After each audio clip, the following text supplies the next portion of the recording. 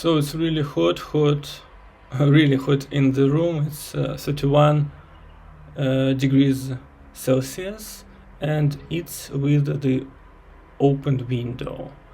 When the window was closed, the temperature was 31.5 degrees Celsius, and if I believe in the temperature on the meteor site, then now 24 degrees Celsius outside, but because the apartment was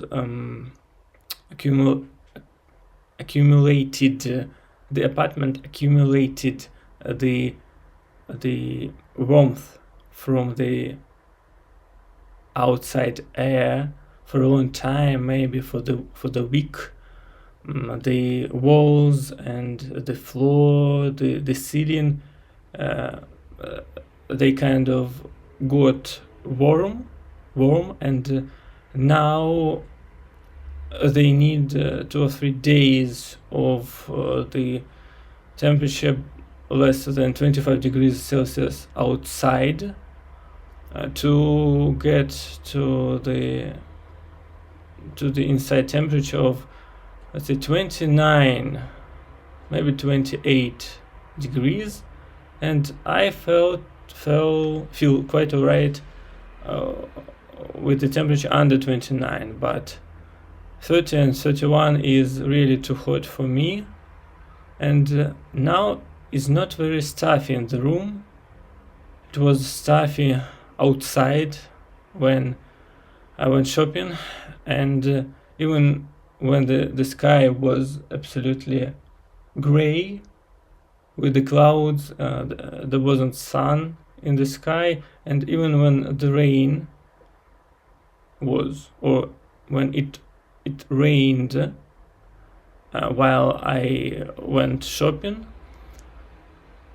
it was really hot, and even it was stuffy in the street compared to the inside of the supermarket with its conditioning or ventilation. Okay, so to do this to record this video today is quite difficult because of the weather, because of this t-shirt that I wear in this 31 degree temperature. Anyway, I think yesterday I watched some videos of some random YouTubers who gave some tips of learning English, and one of the tips that caught me. It was about speaking like environment, surround yourself with the English environment. And I did this stuff for the last 10 years while listening and watching and even reading only English movies, animes, books, audiobooks, and other stuff. But it was for passive vocabulary, for passive learning, passive understanding of English. And now I am on my journey to improving, first for developing and then for improving my active vocabulary. And now, as I recorded more than 40 videos, I can say that my journey started successfully, and I feel like I am floating above the surface of the water. And now I need to get more movements, more techniques for my swimming practice style.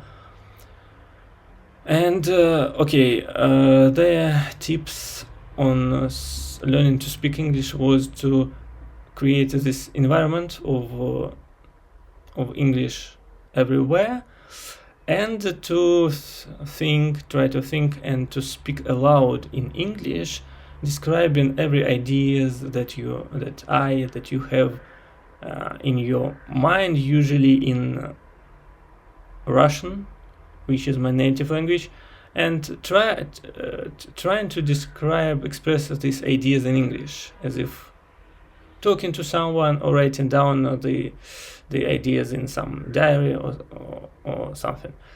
So another tip is to describe every actions that you have during your everyday life. And I tried this technique half a year ago, maybe even a year ago, when I was in the beginning of my journey to the spoken language, and I felt that it was like endless job, because when I try to describe something like cooking or washing dishes or something else, I didn't have any words for describing this stuff.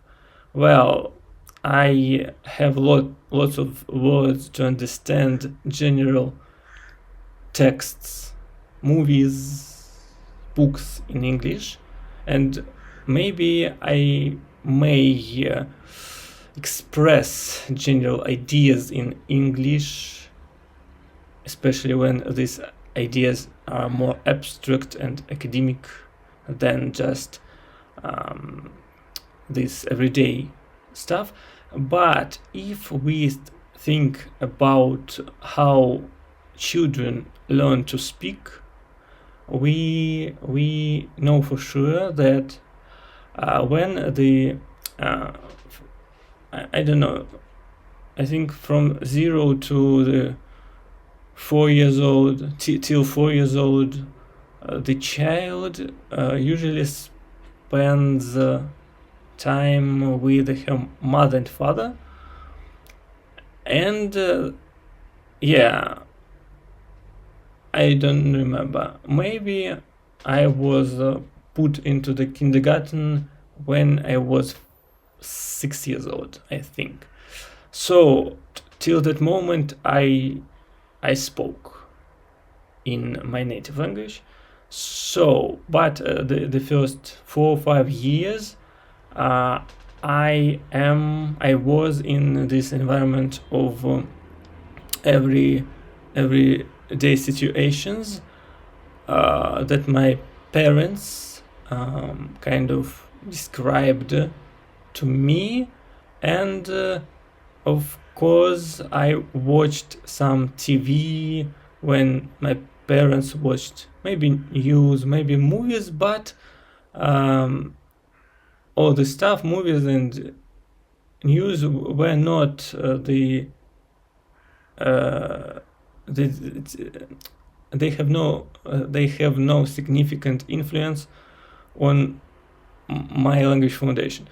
I think that the books that my parents read to me, like the fairy tales, they could have additional influence. So let's say when my mother cooked in the kitchen, I was kind of present there, so I heard all these words for the kitchen stuff, like maybe the knife, the fork, of course the names of vegetables, fruits, dishes, and other stuff, and how to do this stuff, wash dishes, wash the clothes by hand, I don't know, mop the floor with the rag or rag. with a piece of cloth and other stuff. And because these actions repeated over and over again, especially the cooking, washing stuff, these ideas were presented to me repeatedly, and they were the first ideas that I got. So to emulate the same environment with English, I have to express most of the stuff that I do at home each day, because mostly the stuff doesn't vary much. So, for example, I cook. I am on the diet, and I cook and eat the buckwheat and the lentils. So the process of cooking this the buckwheat is the porridge, but the lentils is more like beans. So the power of cooking this, the algorithm of the process of cooking this stuff can be described by quite simple, quite definite steps. Like first I need to soak the buckwheat in the water for 6 to 12 hours, and well, when I pour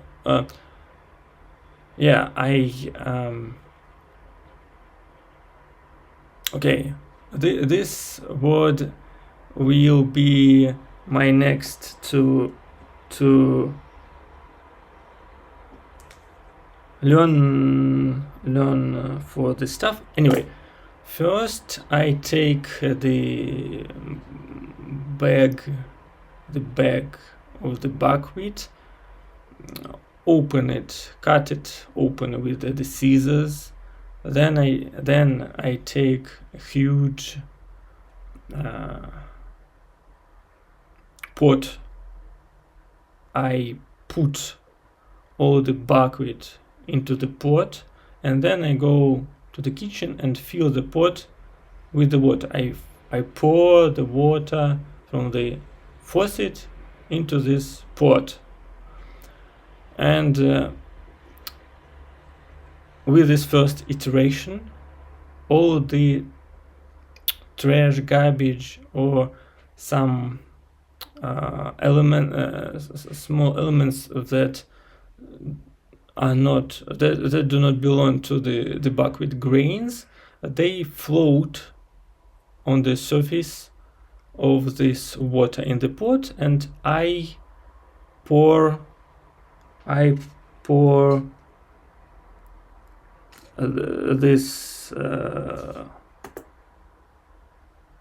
the upper level of water in the pot into the bucket, and with this upper level of water, most of the trash will goes away. Then I can repeat this iteration and fill the pot again, and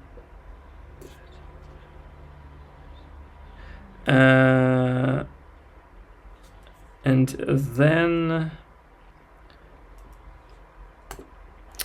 again I can pour out the water with the trash, and with the third, I didn't pour out all the water from the buckwheat, from the pot, because I don't need to do this. I just pour out enough water to remove all the trash that floats on the surface of the water. And then with the third iteration, I have this water filling the pot. I put the pot somewhere in the room or in the kitchen, it doesn't matter. And 6 hours later, or maybe 12 hours later, when I have the chance to process all this buckwheat, the grains of the buckwheat were soaked with the water, and they become huge and soft, and the volume of the grains increases, I don't know, 10 times comparing to the initial volume of the buckwheat from its something bag where I bought it. Yeah. And then I just use the sieve, this kitchen utility, kitchen utensil with the long handle and this half sphere main part with lots of holes in it, and I put the buckwheat soaked in this water into this sieve, and I rinse it under the running water from the faucet, and then I put this rinsed buckwheat into the pot where I will cook it.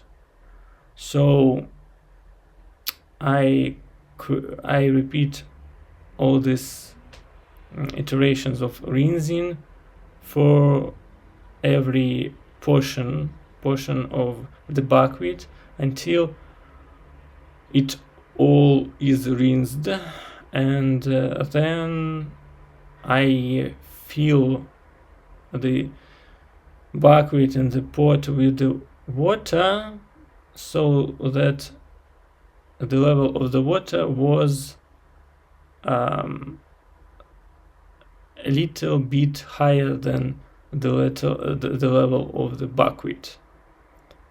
Then I can add some salt, and I put this on the stove. I wait for the buckwheat to I wait for the water to boil, and then I just I decrease the level of fire in the stove, and then I just wait till the moment when almost all the water will go away, will vapor from the pot, and at this moment I can consider the buckwheat to be cooked. So this is the algorithm that I perform over and over again, and because I perform this algorithm at least once a week, I can learn all the words that needed for describing this algorithm, and then just describe it from time to time when I perform these actions. This way I kind of put my brain, my mind into this environment of everyday activities made and expressed in English. And the same stuff goes with the lentils, but I only it only takes me 2 or 3 hours to soak the lentils, though sometimes I can allow it to be soaked for 12 hours, but usually 2 hours is enough to start cooking lentils after the rinsing it under the running water with the sieve. Sieve is not the right word, because sieve is it's the thing which is used for separating, for sieving flour through it to remove some elements, some foreign some foreign elements from the flour, and usually sieve don't have any handles. Anyway, the process of preparing and cooking the lentils differs from the analogous process for the buckwheat, with the time I wait for the lentils to be soaked, and then with the way I actually cook the lentils on the fire, on the stove. After filling the rinsed lentils with the water, and I need the level of the water to be maybe 2 or 3 centimeters higher than the level of the lentils, I put it on the stove. Then I wait till the moment when the water starts to boil, but because the lentils are the beans, they have this stuff. They have this stuff that we have in the potatoes.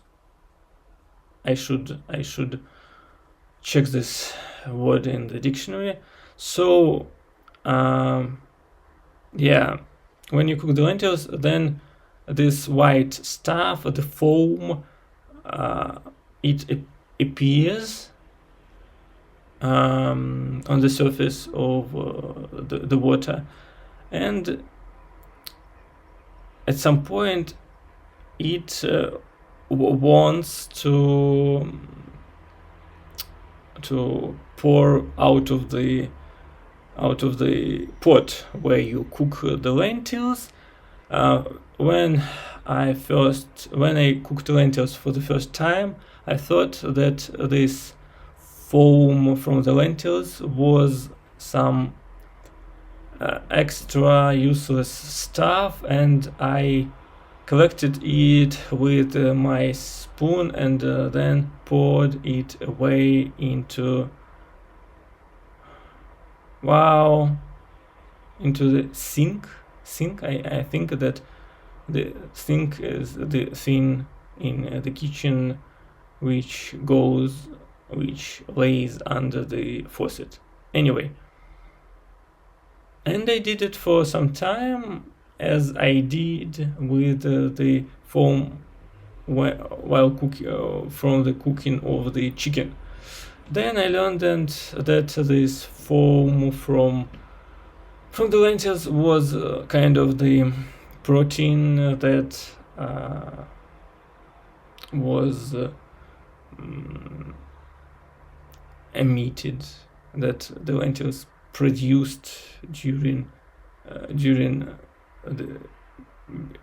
the heating, yeah, and during the boiling of the water. So all the protein from these beans was in this foam, and it was really the waste to collect it and throw it away. So I managed to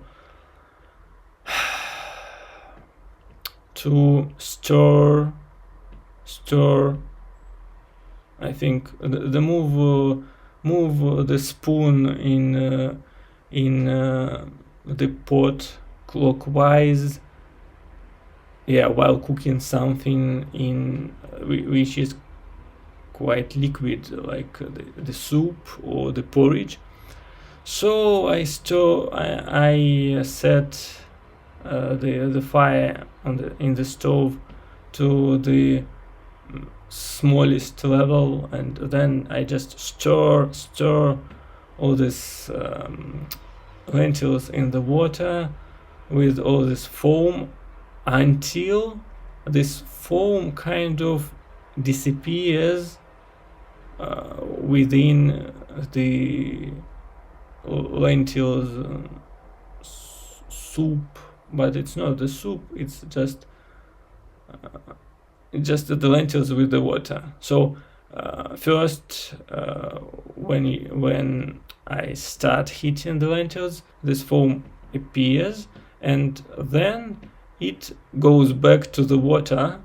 So in the end, the effect is if I collected all the foam and threw it away, but the most precious protein elements remain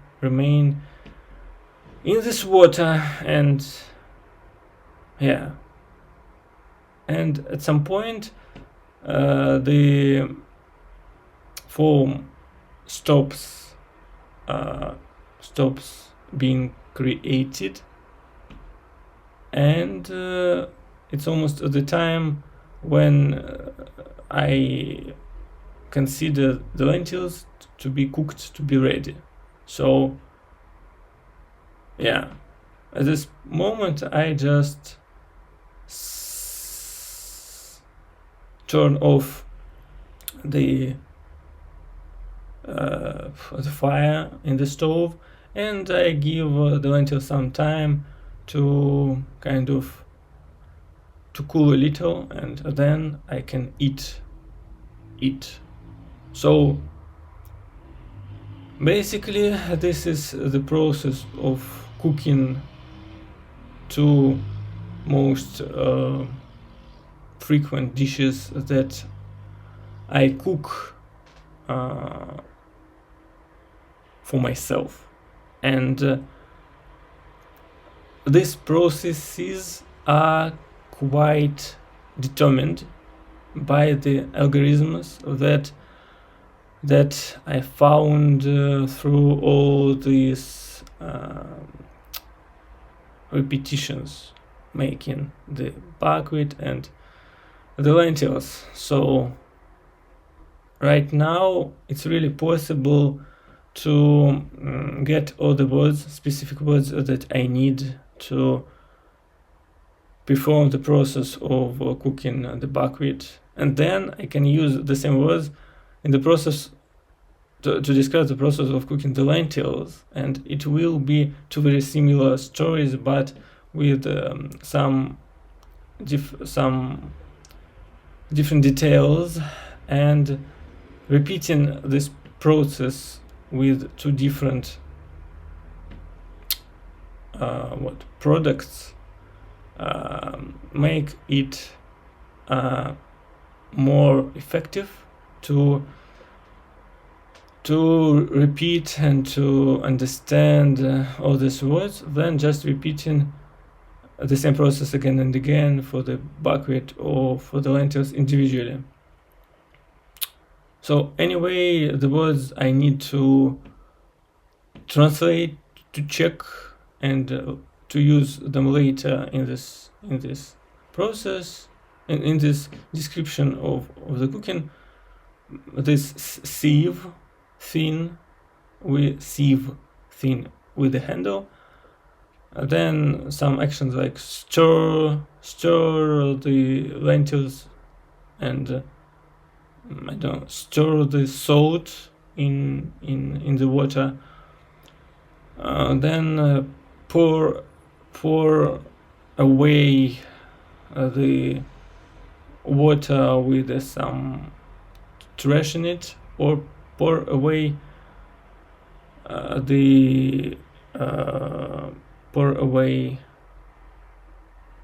the water after rinsing some lentils. Well, next. So this was the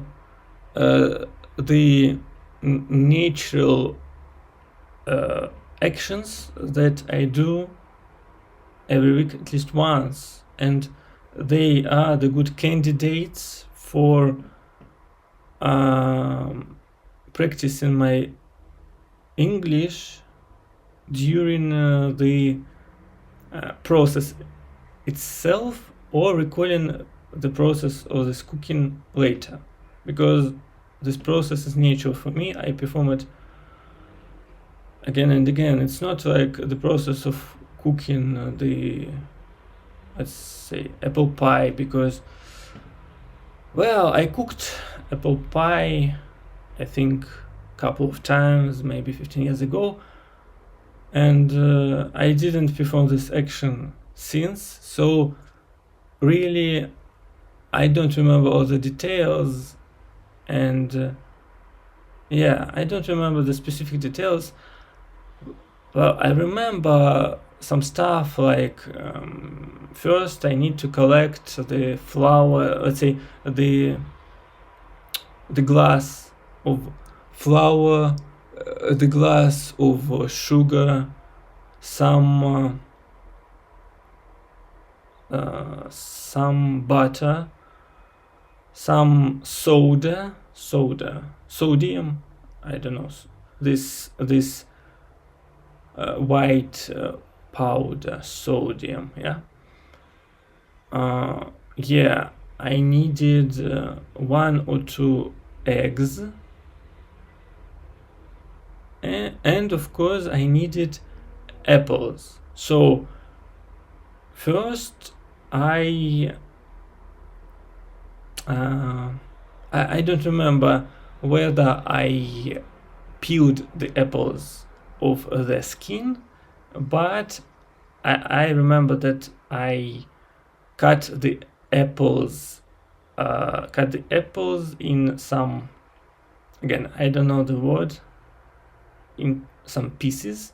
The pieces quite thin, so that I can put them on the bottom of this future apple pie.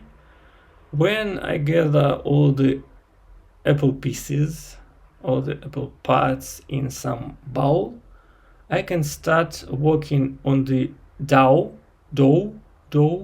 this substance that will be created from the all ingredients, and then I will pour this substance over the apples, and then I'll put this all into the oven to bake. So what? To create the dough, I used this glass of what again? What was that? Flour, white flour, the highest sort, the sort of the highest level, because there is the sort of the first level, there is the sort of the first level, and it's more about gray flour, yeah. But the highest level, the highest something of this, the highest sort of the flour has the white color. So I put the glass of the flour into the other bowl, into another bowl. Then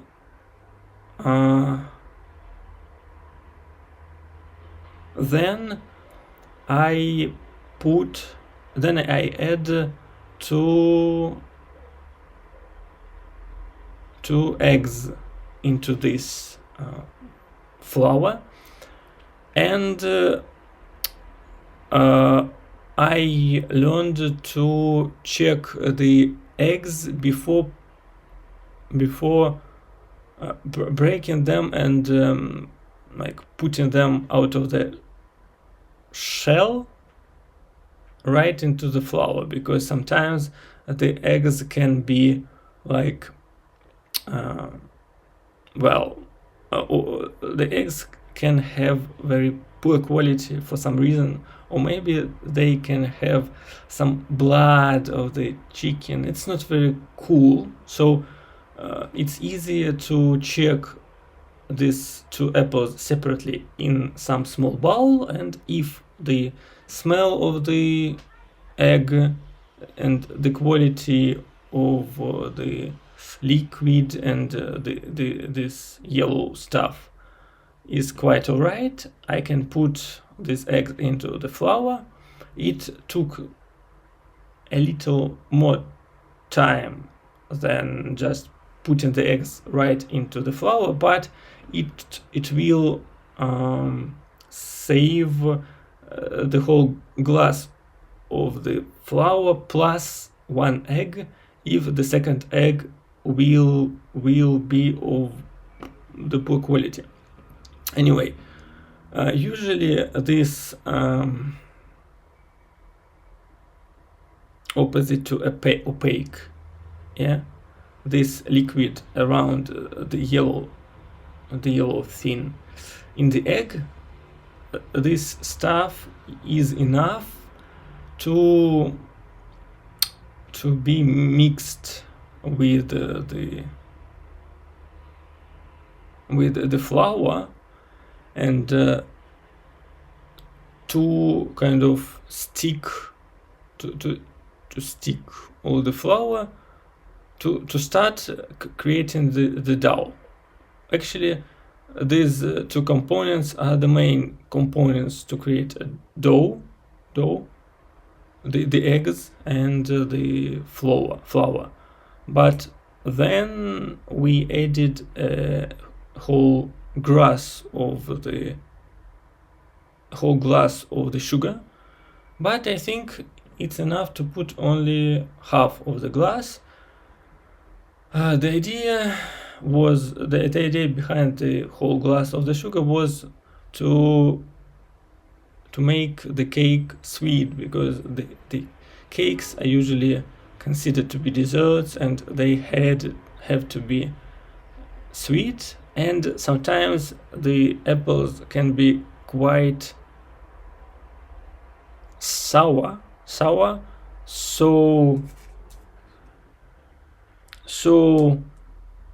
it's really hard to eat this type of the apple pie if you're not get used to these sour apples, and this half of a glass or the whole glass of sugar will compensate the sourness of these apples and make the apple pie quite sweet.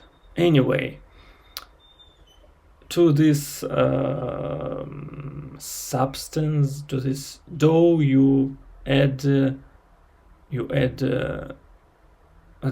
glass, half of a glass of the sugar, and again mix all this together into some homogenic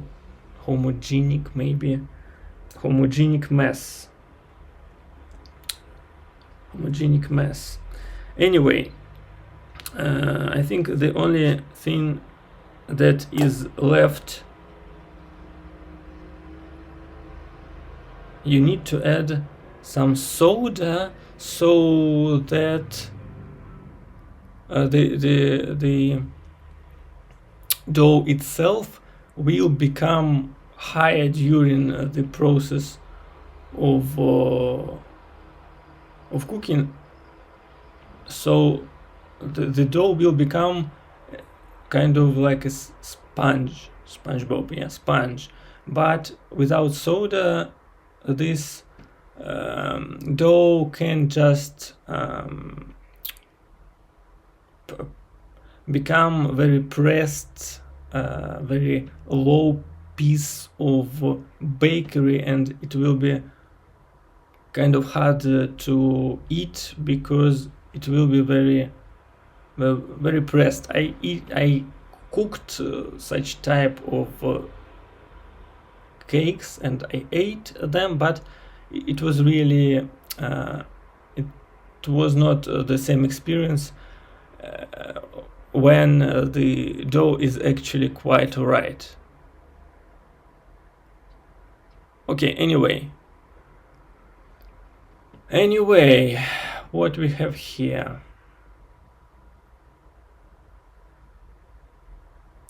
The next, there are some other stuff that can be added into the apple pie to make this dough more sponge-like, and it's not sodium, it's some, I really don't know the name in English, and well, I don't have experience of cooking with this, but they are more professional stuff than this old-fashioned sodium, yeah, component. Anyway, when you get your dough, you get the form, some form for cooking, some dish for cooking your apple pie. Again, I think you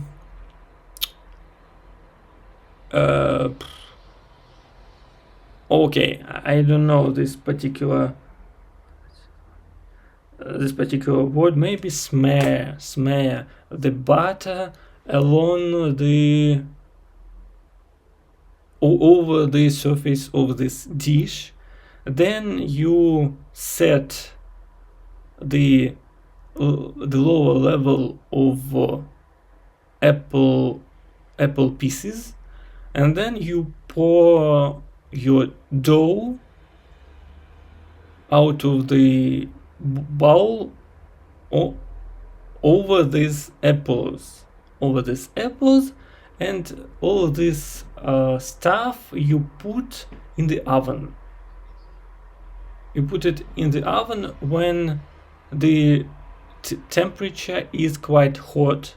So first you need to prepare the oven to make it's hot inside, and then you need just to wait until the hot air inside the oven will cooks the dough to the state when you can eat it.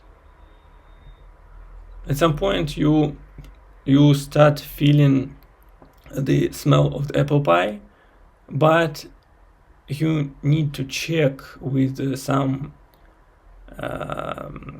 wooden sticks the quality of the dough from the top to the bottom of the pie. When you put this stick in the dough in your apple pie, you temporarily you take the apple pie out of the oven, you put the stick into the apple pie, and you take the stick out if some of the layers of this dough is not cooked yet, then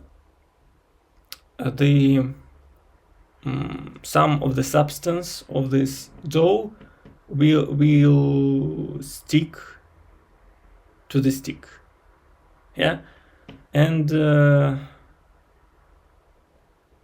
when the whole stick will be quite dry, it means that the dough was baked into the bakery product like apple pie. Then you can wait till it become quite cold enough for you to eat, and then you can eat it. So it's not a lot of it's not rocket science to do this stuff, but the most important ideas here is to add this component like sodium or other stuff to make the cake quite spongy. Yeah, and the other important stuff is to cook it completely, not to make it a little bit raw with this wet dough inside, but another opposite thing is to burn some parts of the pie because you overcooked the dough in the oven. So these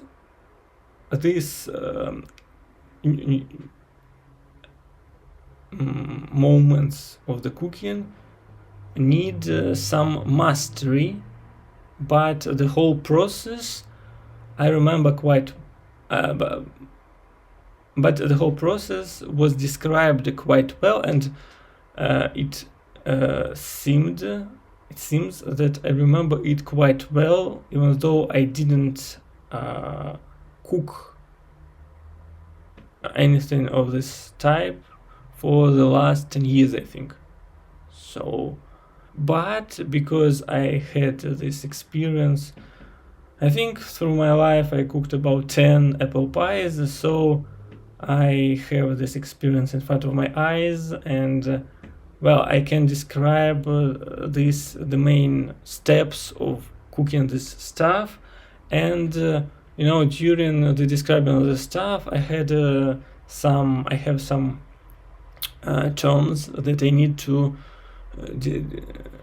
give more details, like the elements of the egg, this I don't remember, yet yellow stuff, and this stuff around it, which is quite,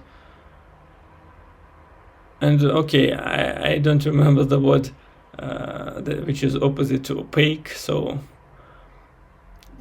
maybe clear. Anyway, all this stuff are quite interesting to learn them, in the correct forms, and then repeat these algorithms from time to time, because the advantage of this talking is that I don't need to learn by heart all the text as I did with The Twilight or the Melancholy of Haruhi Suzumiya, where I needed to remember exactly what was the second sentence, because the next sentence, because all the sentences are quite connected, and I can't just remember, let's say, the seventh sentence and then suddenly recall the second one and return it to it without losing the whole sense of the text. But with these cooking algorithms for the processes when I spend more than 10 times, let's say, over a couple of years cooking this stuff, I remember quite well the process. So in my childhood, I cooked some pancakes, and I think the last time I cooked pancakes, I was 15 maybe. So it was about 20 years ago, and I cooked some soups with what, potatoes, macaronis, rice, chicken, all other stuff like carrots, broccoli, and additional spices like black pepper, some leaf, which is the spice lover, I don't know. Anyway, I remember this quite well because I cooked lots of soups. Yeah, and I made lots of experiments and I failed lots of times. So I can describe this from my memory, and I don't need algorithms. I don't need to remember this stuff. I just repeat what I did during all these processes, but I need the words for the actions that I performed and for the components that I used, and it will be the real. Okay, they used this word like diving into the environment of the language, but again, I never pronounced this word aloud, so I can't really recall it. I only remember it by listening to it or reading it. So this is my next goal, is to get enough words to describe my cooking experiences through my life. And yeah, another stuff is to shadow some lectures that I like, for starters, because when I listen to the lectures and when I translate individual words, I understand the language material, but to repeat it, to make it active, I need to repeat it at least once in English, because sometimes I remember that I know some word that translates into Russian this way, but I never pronounced this particular word, so I just can't recall it from the memory of my active words. And I hope that the shadowing thing will be suitable for me, because I tried it from time to time during the last year and I failed, maybe because I didn't have the necessary material to start. Like, I tried to shadow the audiobooks, but they usually talk so quickly and they express so long sentences from the book that I can't remember the beginning when they finish the sentence. So I think this will be the challenge for me to reach this level, like shadowing the whole sentence after the narrator. But for now, I think I need to shadow the guys who read some lectures, because in this case they are more of they are more of spoken style, and they are not reading from the book, and the book for reading and the style of speaking, of pronouncing, of telling the lecture are completely different things. So now I have more than 50 minutes of recording, and with that I think I stop my today's recording.